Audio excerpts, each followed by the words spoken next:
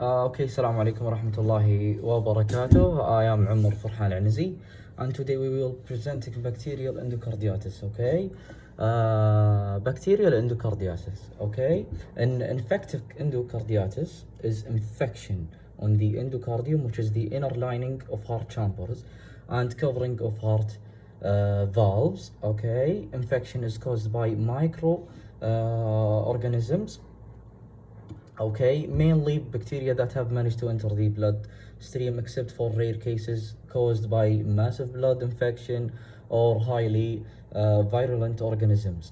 A healthy heart is usually resistant to infection. This is because bacteria do not easily adhere to the surface of intact endocardium. Okay, constant flow of blood also help present bacterial attachment, and the bacteria are usually destroyed by the immune system before they can cause infection. Okay, this is the definition of bacterial endocarditis. Okay, and this is how PI happened.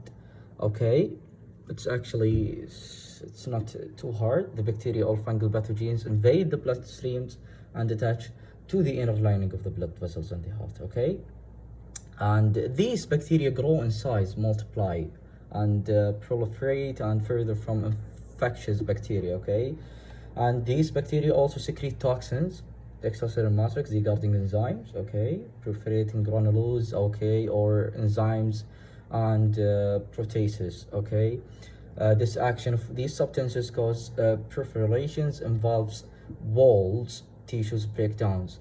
Okay, moving on onto the third, okay, slide. This is the most common organisms that cause inactive endocarditis. Okay, and as you see, the most common one is called Staphylococcus aureus. It is in the men 20%, and in the women it's 26%. Okay, and moving on to the next slide, it is the risk factors. Okay, the major risk factors include having prosthetic valves or other intracardiac device, or congenital heart defect. Okay, heart valve disorders, hypertrophic cardiopathy, and previous endocarditis.